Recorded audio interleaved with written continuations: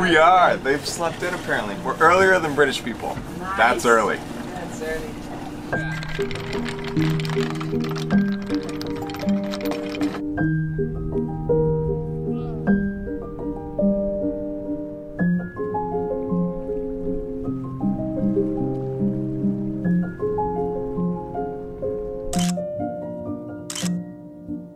So finally the winds have died down a little bit. And we're heading to our next location. We're going to go from Naxos, which is behind me, and we're heading to the next island over, which is Paros. We're here in the Cyclades in Greece, and here's our next stop on the map, Paros, which is actually only about an hour away. It is just on the other side of this mountain ridge. The wind has definitely calmed down from yesterday. We're getting an early start. Sailing Fair Isle will join us shortly. That's their beautiful Hans Christian 48 sailboat.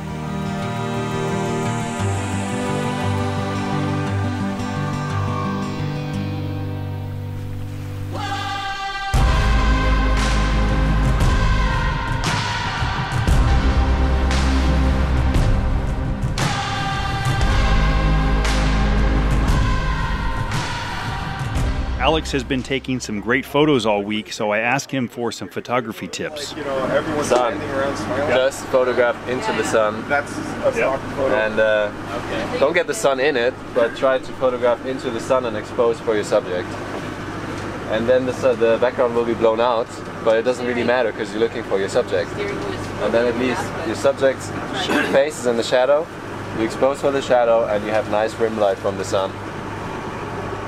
At least that's what I'm doing. You try.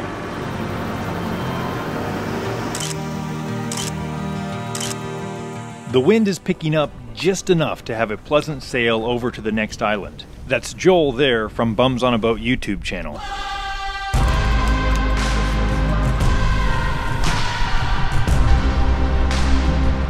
It's crazy to me to think that these are the same waters traveled by the ancient Greeks. Homer called these waters the wine dark sea. Aristotle looked out over these waters when he speculated that the world was in fact round, by noting that the hulls of the ships would disappear off the horizon first before the mast of the ship, indicating that the earth must be round to cause this visual effect. It makes me think of a quote by Carl Sagan: "We are like butterflies who flutter for a day and think it is forever." So now it's just perfect out here for sailing. It's about 15 knots, moderate waves, but real pleasant out here sailing. We make our way into the Naousa Bay here on the northern part of the island of Paros.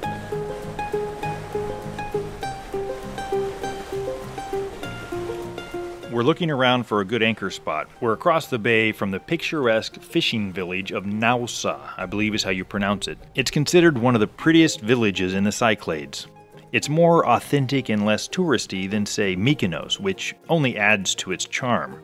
As one blogger writes, Naousa is not yet Disney-fied like Mykonos, but it still caters to very modern taste. There are a few traditional Greek tavernas along with swanky international cuisine and chic cocktail bars, with a generous side helping of expensive clothing boutiques. I'll show you more of this town in a future episode.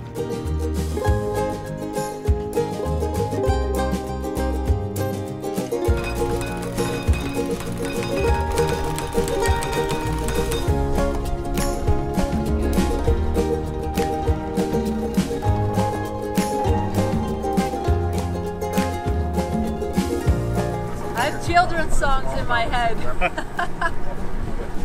But it's a good song. It's looking good, isn't it? Yeah.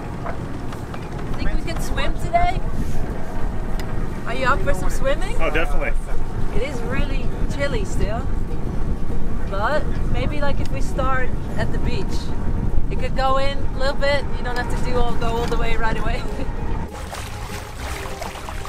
For now, we arrive into this nice little cove a couple of miles across the bay from the town. Steve and Judy from Sailing Fair Isle have now caught up to us. But before we settle into the cove for the evening, a few of us decide to jump into the dinghy and go to shore. Joel and I want to put our drones into the air to get some aerial footage of the boat sailing into the bay.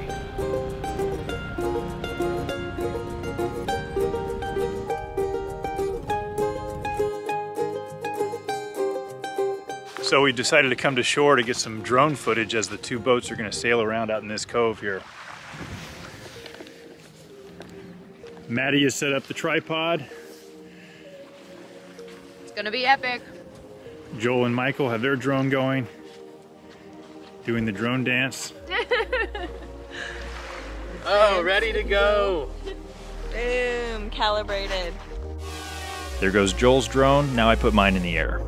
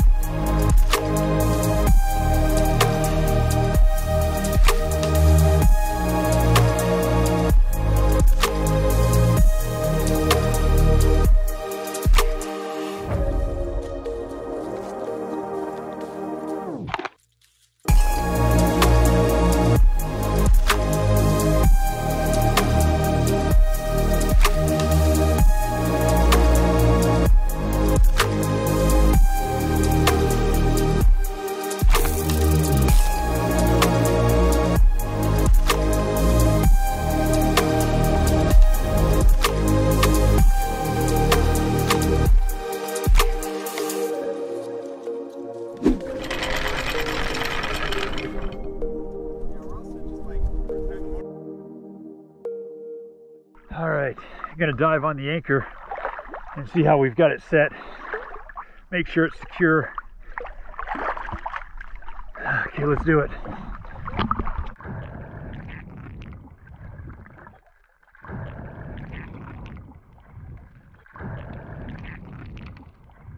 Anchor is definitely set. If you can see it in there, it really grabbed onto the sand in a major way, and it's buried under there. All right.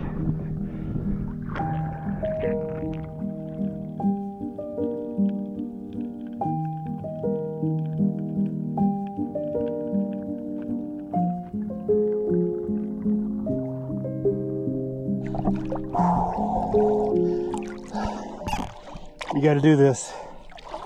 It's a little cold, but only here once. Gotta enjoy it. Actually, it's really refreshing.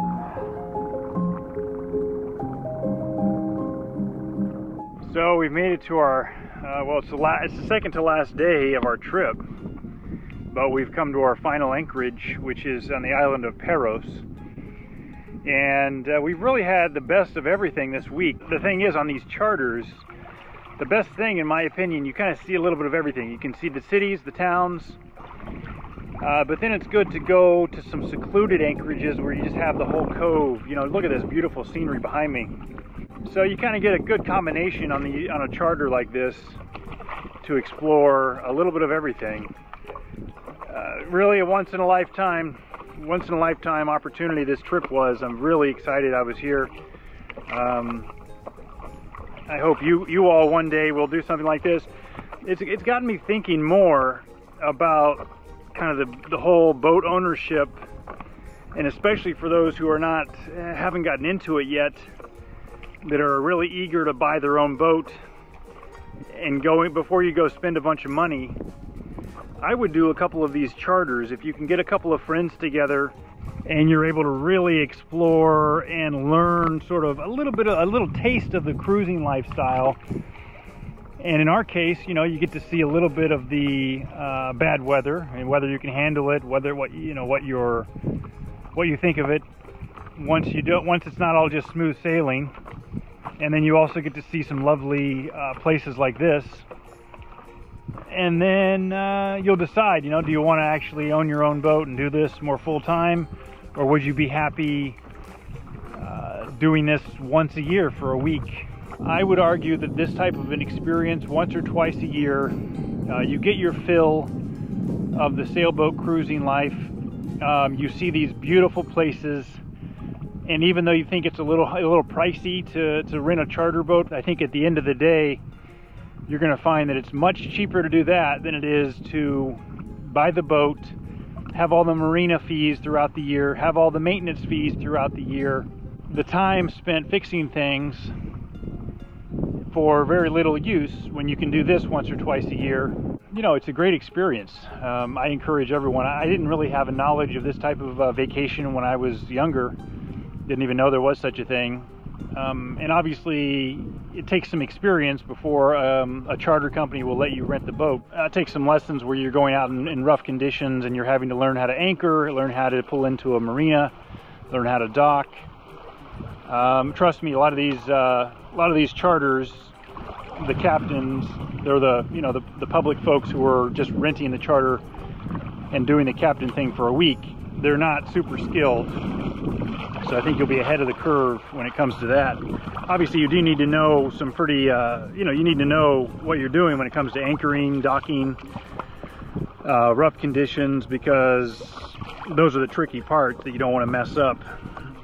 But, you know, choose a place, choose a time of year maybe that's supposed to be fairly calm weather, and you'll be in good shape. Maybe start on a smaller boat and rent that the first year, then the second year move up to a larger boat, and you'll find yourself having that experience that you wanted of the cruising and the living on a sailboat. And I think you're going to find that a week or two is plenty to satisfy that, especially if you're not ready to take the leap and really live aboard full-time and do full-time cruising like some of these people I'm with. So I'm just kind of speaking to maybe the 90% of you out there who are more likely to not be able to cruise full-time, not be able to live aboard full-time, but you want to have that sailboat adventure and that living on the boat lifestyle for a couple of weeks a year. The chartering is a great option for that. And you know, I started out the conversation saying you could do the bareboat charter. You could also do what George offers for his guests, which it's not costly at all. If you're an individual traveler, maybe you're a couple and you want to have this experience, he offers people to come individually. You pay $700 or $800 a week. You get to stay on the sailboat. You have a captain that takes you around all these places. So that could be an option as well. And I think that's very affordable, really. I mean, yeah, I can't stress enough how awesome this is. Definitely, if you're out there watching sailing channels, I'm sure you have a passion for sailing and this type of lifestyle. So I highly encourage you to do a trip like this. And like I said, if it's not a full-on chartering the whole boat, go ahead and do one of these individual charters where you are joining other solo travelers or other couples, and you're renting a cabin in the boat, and you're having an experience where you have a captain to kind of show you the ropes, and you'll learn things throughout the week. And from there, you can see if you want to take it to the next level and do chartering the next season. I'm just sitting here paddling around doing circles, but check out this scenery.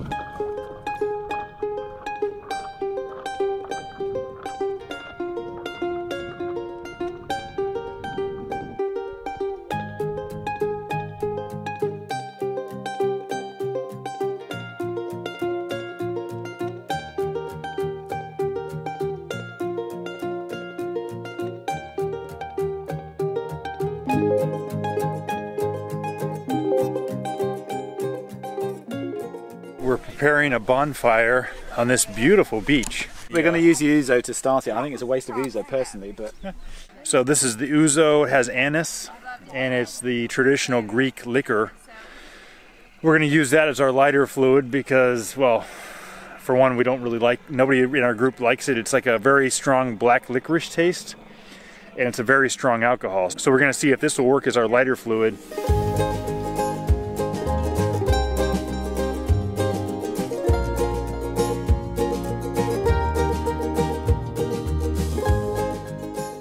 Right, this is ouzo 12 brand. I think it's one of the most prestigious brands of ouzo you can get, actually. It's the cheapest €6. So we're all going to do a few shots of ouzo before we get Shot this. and then a go. Yeah, Okay. before we get this fire started. And Maddie can spit it out, and that will start the fire. I'll take one for the team. I'll hold the lighter I'll there. drink it. You can spit it out. I'll drink it. If everyone's doing it, I gotta do it. I'm very susceptible to peer pressure. Right, so a toast to making some new incredible friends, having an incredible week in Greece, of the strangest of all places on YouTube, which never thought possible. There you go. And thanks to Andy for getting it all together. Exactly. It's all Most because welcome. of you. Yeah. Judy, you're up. Cheers. Yep, yep. No one has COVID, right? Well, everybody will do it. Someone has to be Alcohol right. disinfects. Alcohol does disinfect. Ah, see, it's great stuff. What's your problem with Well that? done, It's really Maddie. Nice. You know it's not terrible. It's not great. That does warm you up. That is nice. Yeah, it is actually Must a nice we waste one. it? Josh, I did not even see you there. B, did you get Do the some? honest job. Time to pour. If I may say, don't spill it all. He's got Yeah. the lighter. Yeah, no, that was nice. Actually, I That was like really good. Yeah. Right, who's got the lighter? We need more than that. There we go. Maybe.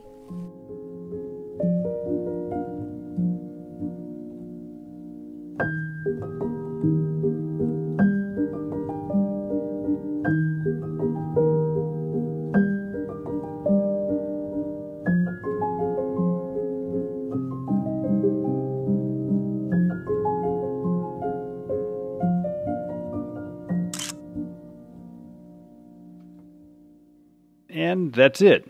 The end of this last night at Anchor anyway. But not to worry, I still have a few more episodes remaining from this incredible Greece trip. Well, in fact, I lied. This isn't even how this night ended.